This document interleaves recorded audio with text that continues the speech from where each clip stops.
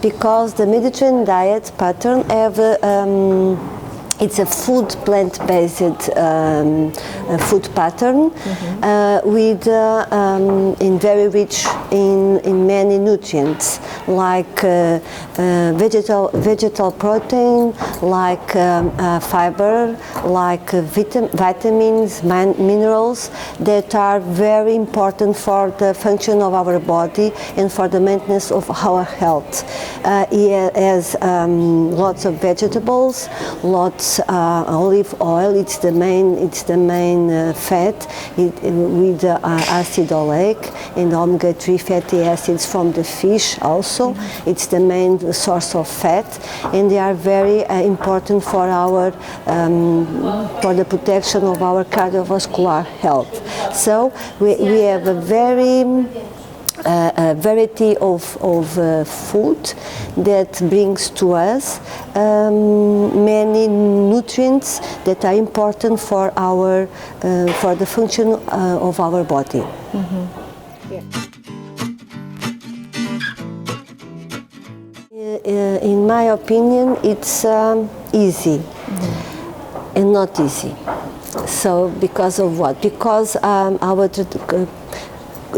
culinary traditions are not difficult, because the basis is a simple cooking with dishes like soups or stews, where we put several different food and put in the oven, and they made by themselves. But the younger generations don't know how to cook. They don't learn that with the grandmothers and with the mothers, because the mothers are not at home to cook. They go out to work too, and the young generations don't learn how to cook. So we have simple cooking, simple dishes on the Mediterranean food pattern, but the young generation don't know how to cook. So it's easier of cooking, but it's not so easy because the young generations don't know how to prepare that soup and the stews. So we must teach. We must the young generations how to make these preparations, and then if we can do that, it's easy to bring the traditions for nowadays.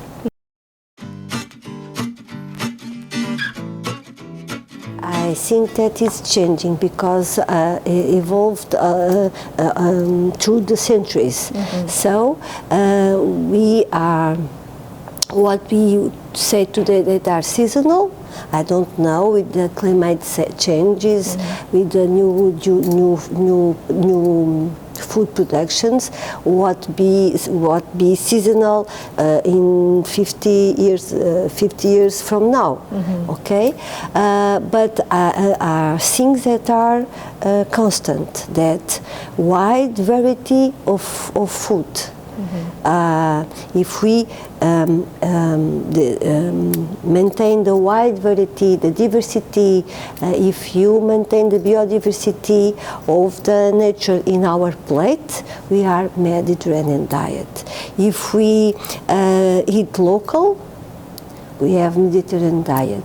If we eat lots of vegetables, we have Mediterranean diet.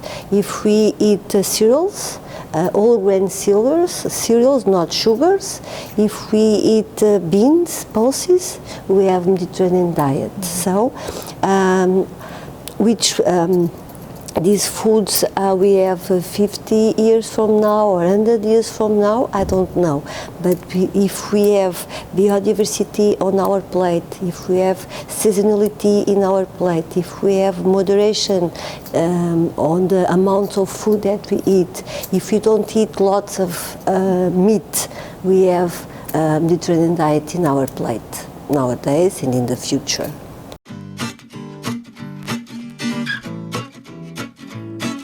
in our research we collected a lot of video interviews, but also interviews without video, to the elderly people of Cilento area. And we do this because we think that it's very urgent to save their memories, because there is the risk that they fall in the oblivion.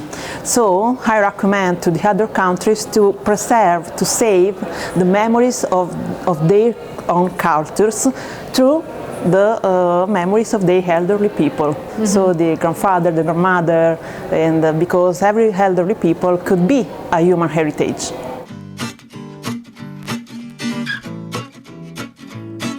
The first thing, as I told, is to save the culture of the Mediterranean diet.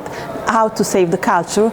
Save, first of all, and this is the work of the anthropologists in general, is save the tales, the stories, the memories of people that practice the Mediterranean diet today.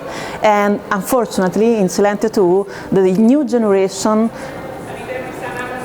don't practice the Mediterranean diet as in the past.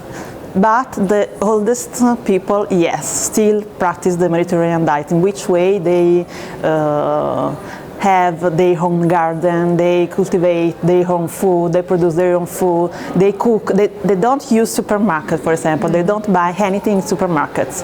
And they still have the culture of the conviviality, so they eat together, they stay together, they help each other.